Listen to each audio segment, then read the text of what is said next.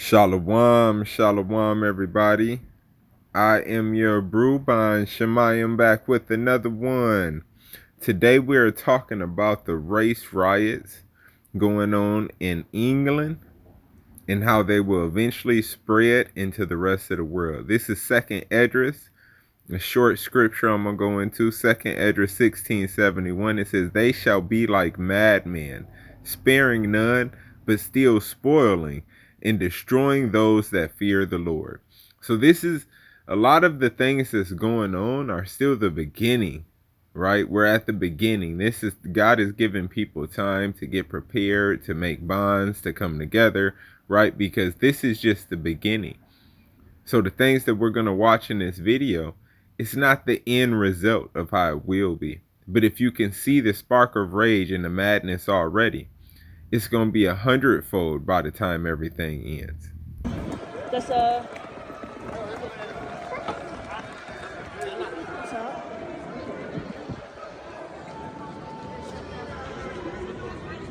Oh my god.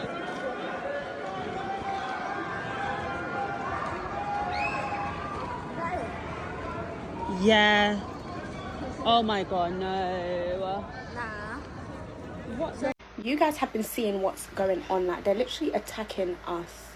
This is not the time for silly postcode beef and postcode wars. Because public order incidents, riots that I've covered in the past, they have a finite lifespan of about a week to 10 days before people get just bored, exhausted, they want to move on. And of course, lots of arrests also have an impact on taking out some of the most troublesome elements there.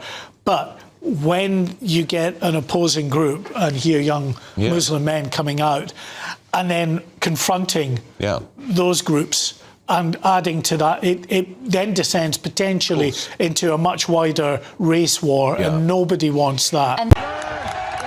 And today in Britain, anti-immigration protests escalated into riots in several cities. Protesters attacked police who tried to guard a hotel that housed asylum seekers.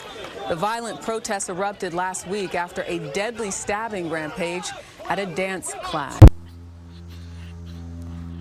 I'm going to try and talk as calm as I can and not get angry or not get vexed, yeah?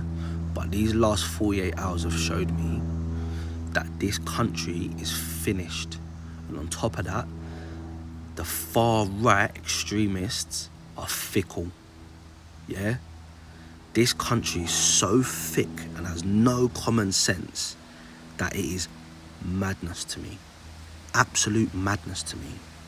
So I'm sure you guys have heard, but this is what's really going on in the UK, and this is why everyone around the globe should be concerned. So unfortunately, 3 young children were taken from us this past Monday, ages from 6 to 9. And their names were BB King, Elsie Stancombe, and Elise Egwa. The 3 innocent victims were unlived while attending a Taylor Swift dance yoga party this past Monday.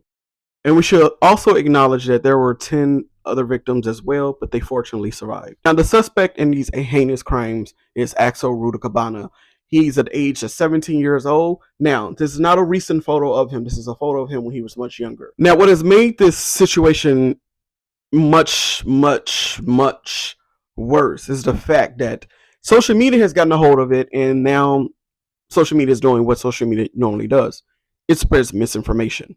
Because what has happened is this has become a very racist and very xenophobic issue, to the point where it's looking like there is going to be a somewhat semi-race war in the UK. Misinformation spread that the fact that the assailant was possibly an immigrant or migrant, and he was Muslim. And because social media and the people who uses it doesn't really do too much research, a whole riot has started. Far-right groups have taken a hold of this issue where they are attacking random black and brown people for something they have nothing to do with. They are throwing things at the police. They're attacking police. If I'm not mistaken, I've even seen someone blow up a whole police station. Yeah, this is how bad it's getting. This young man was not a migrant. He was not Muslim. He was born in Britain. He is British. Sadly, there is a hyphen issue in the UK, and mental issues is very prominent. But we don't know what was his reasoning for even doing this.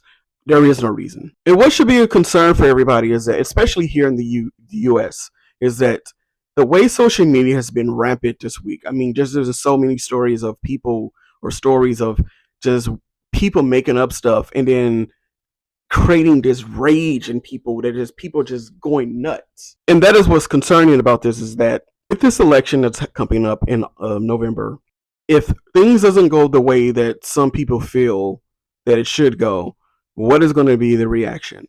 We are already on the brink of what looks like a civil war in this country, and I hate to say that. These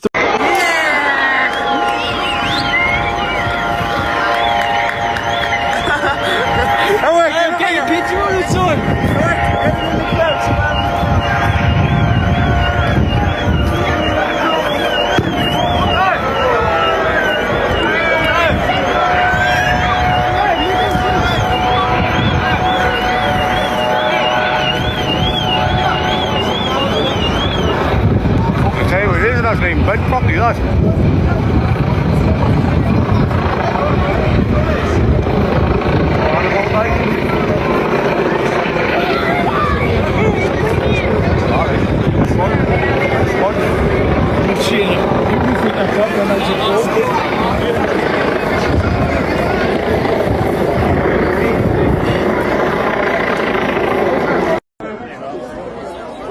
Jeff, what are you doing, son?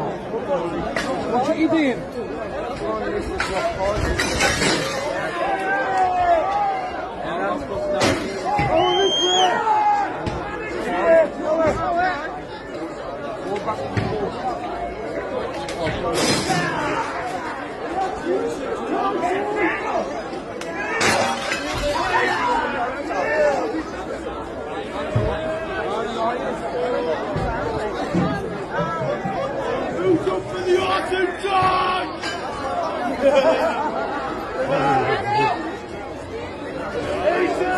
Sunderland's burning.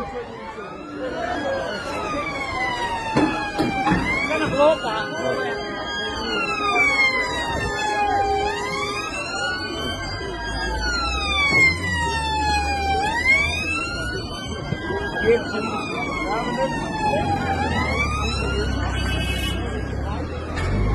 Son of a week of good.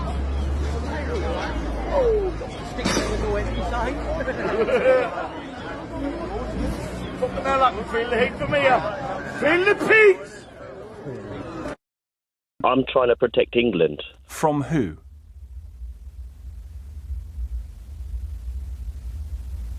From the invasion of illegal migrants. Are some of your mates Asian or black? No. Right.